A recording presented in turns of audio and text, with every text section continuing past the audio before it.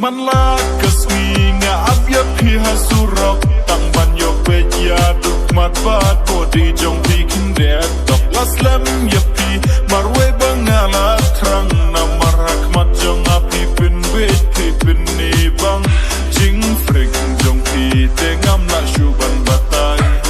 dang mikis kiki por kata pi dang pernai don do jong a uki be dik shi dik la lam be thik kumbaya shat ha ka por picnic jing frik jong pi tengam la shuban batai dang mikis kiki por kata pi dang pernai don do jong a uki be dik shi dik la lam be thik kumbaya shat ha ka por picnic ola da pi Treh nga kongbih nga kular ya keketengan amri sakaweru lada pikloi bang Treh nga wanum ting nga labem kapisan ale ya lai kai bang nga nyalam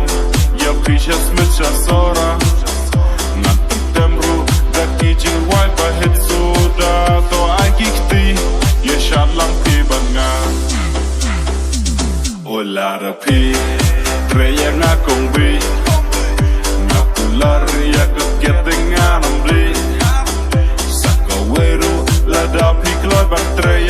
nga wanum ting nga labem kapisan ale ya lai kai bang nga nyalam ya precious mitcha sora nga temru da kijing wai ba het soda to ai kikti ye shalang pi bang nga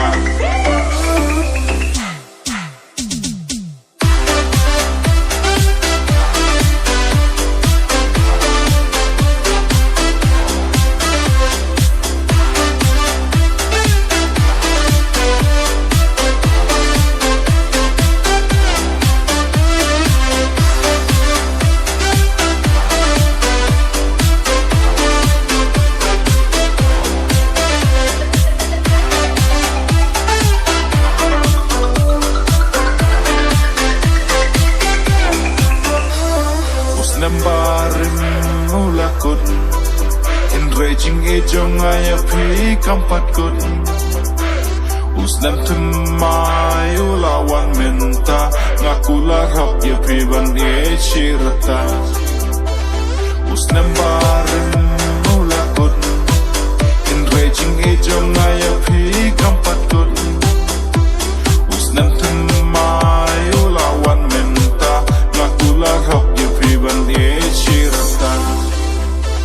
to pedian mo inga kumu boyfriend jong pi yo pi ba bes no sikala pa dah wegas ni kumba pi hero pi yo iba menta kishin ram lai nanga marwe bun ki ba shupin betin bang to pedian mo inga kumu boyfriend jong pi yo pi ba bes no sikala pa dah wegas ni